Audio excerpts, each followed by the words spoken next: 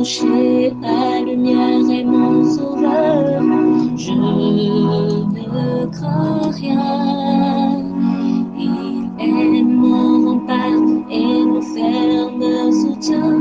De qui pourrais-je avoir peur? Shalom. Nous avons aujourd'hui la croquette biblique numéro 217, tirée de Job, au chapitre 22, le verset 5. Il y est écrit: Ta méchanceté n'est-elle pas grande? Tes iniquités ne sont-elles pas infinies? Suite du discours d'Éliphaz. Éliphaz ici fait une déclaration qui ressemble à quelque chose qu'on a déjà vu.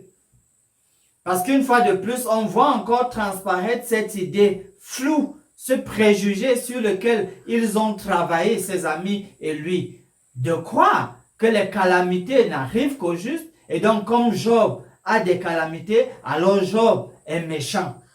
Les calamités n'arrivent qu'aux méchants. Comme Job essuie des calamités, alors Job est un méchant.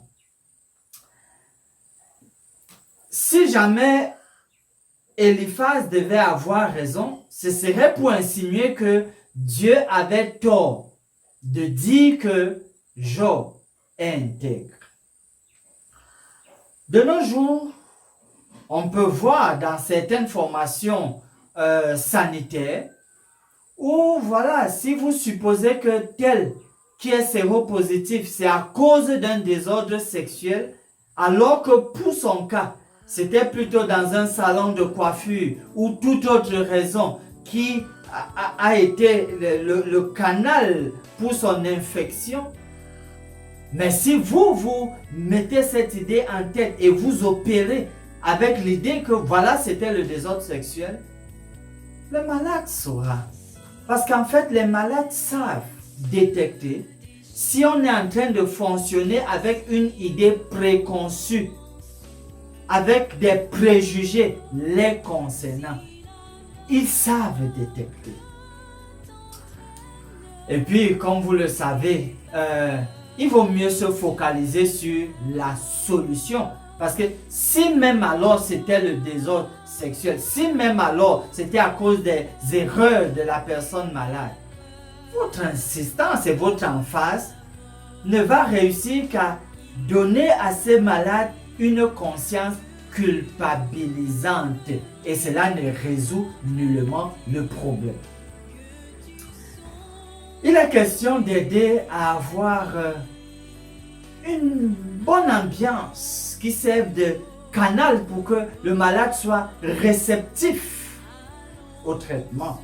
Et c'est pour cela qu'en guise de promesse, nous prenons Proverbe 17, le verset 22, qui dit: un cœur joyeux est un bon remède, mais un esprit abattu dessèche les eaux.